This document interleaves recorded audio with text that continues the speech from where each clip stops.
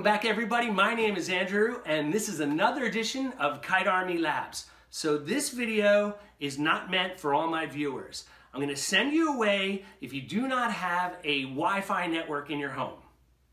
Go away. Oh, good. That's none of you. So everyone can stay and everyone can learn and have fun. What we're going to do today is talk about how home Wi-Fi networks have evolved over the years. And they've evolved because the technology has gotten better and our demand for those networks has skyrocketed.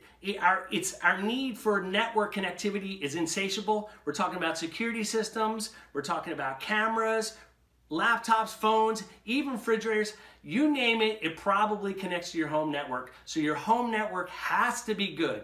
We're going to talk about these guys right here, which is the new mesh solutions. Now these replace that old single access point that you have in your house, and they cover and envelope your whole house. I've got 3 brands here. I've got Netgear, Google, and TP-Link. We're going to put them into production. We're going to see how they perform. We're going to see how they perform against each other. I'm going to tell you which one of these is the best for your home. Anyway, we got a lot to cover today. Let's start by showing you where you might need Wi-Fi access in your home. Up here. Here. Even the TV needs internet. Don't forget, outside here. Sometimes here. And when I'm really crazy, sometimes up here. Yay! It's true what they say about being a YouTube celebrity. You really need to expose yourself. So talking about exposing myself, you just saw me in some of my most intimate moments around my home. The point that I was trying to make is just like you, I want Wi-Fi that's reliable, fast, and everywhere, covers the whole home. So the question is, how can you do that? There's really 2 different ways. The first way, and maybe like what you have in your home, check out that diagram. That's worth a thumbs, right? So this diagram probably represents the Wi-Fi network you currently have in your home. And that is a single access point located somewhere central in your home, trying to serve all those devices and clients all through your home. Now, even though they sell really fancy single access points now, you can get them with multiple antennas, multiple technologies, frequency, on and on and on, they have a limitation, and that is that the FCC controls how much power those antennas can put out, so no matter what you do, you're going to struggle to get to the extremities of those homes. So that's where mesh networking comes in. So this is the same house with a mesh network. Let me show you what we're looking at here.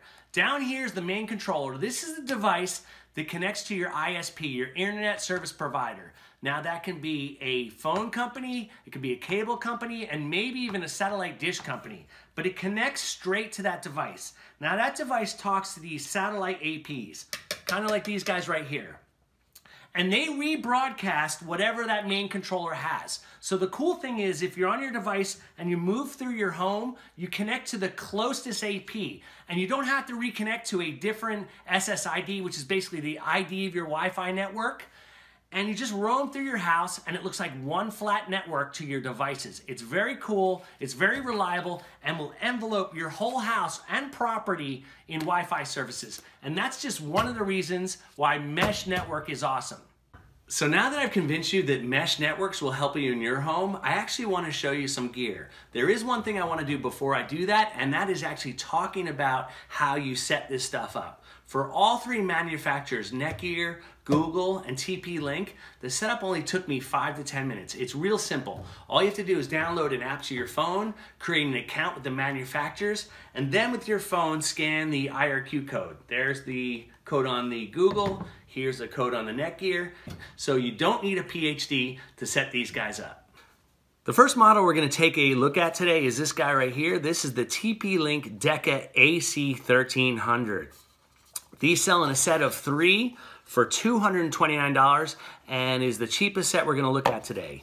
Each AP is identical. They all have 2 gigabit Ethernet ports on them, are powered by USB-C, and have a status LED up top.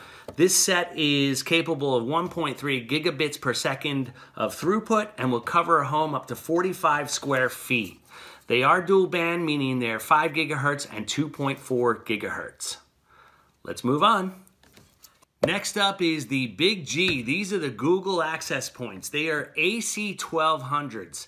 Now, Google was one of the first to market with their consumer grade mesh equipment. So this stuff's a little older, but it's very good. A set of 3 of these sells for $258. Now, each AP is identical. They all have an LED ring around them that's a status indicator. They have 2 gig Ethernet ports on them, and they're powered by USB-C. Very much like the TP-Links.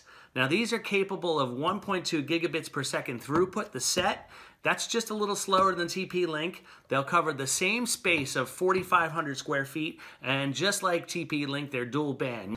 Last but not least is the Netgear Orbi AC2200. You can see this stuff is really different from the TP-Link and Google. The main receiver, which connects up to your internet connection, is different from the satellites that go in your home. This guy sells in a set of main controller 2 satellites or $299, the most expensive set we're gonna look at today, but I think there's a lot of good reason for that extra price. This guy's capable of 2.2 gigabits per second throughput, so it's the fastest mesh network we're gonna look at today, and it also covers the largest area at 5,000 square feet. This is tri-band, where the other 2 are dual band. You can see on the controller here, it's got a 4-port switch, so you can plug in anything that requires an Ethernet port, like a printer. It has Disney Circle baked in, which is a kids filtering software. It's really good. And last but not least, which I really love about this, is the satellites have a power plug on them, so they just plug into the wall and sit there. There's no wires dangling. It's a really clean install. Woo! So for those of you who want to see this in a chart, I made something really pretty for you. You know, edit that in, Andrew, right up there. And this will show you some of the differences between these solutions. I'm going to highlight some of the stuff that I think makes a difference and will change the performance or improve the performance in your house. Make sure you take a second to check this out. So now that we've seen the specifications from these manufacturers on how these are supposed to perform real world, it's time to put them to the test. What we're gonna do is we're gonna set up a mesh network from each different brand with 2 APs, one connected to the internet and one in my stairwells.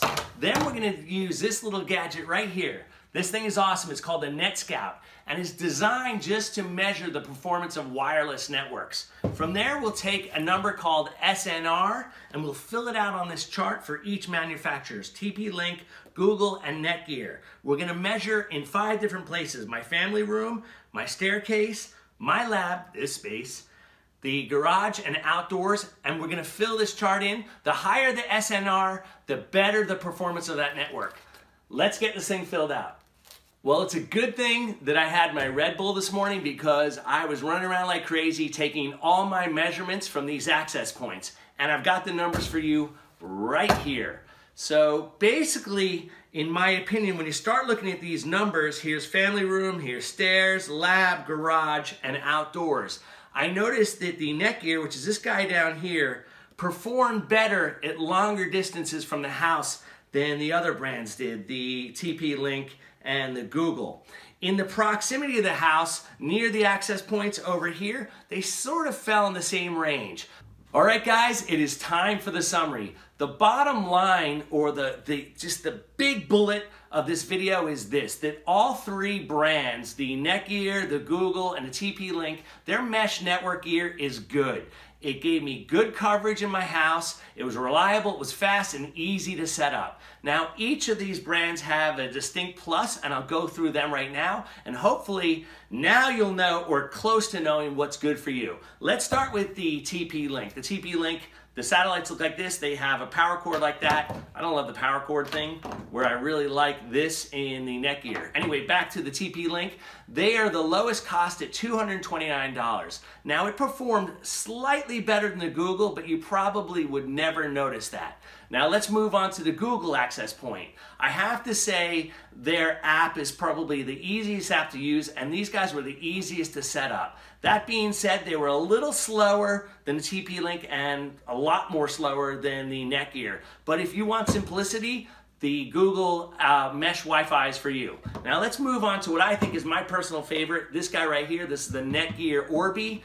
And there's a lot of reasons why I really like this. First off, the They were the fastest of the group, and they perform really well at further distances from my house, so that gives me lots of options with Wi-Fi around my house.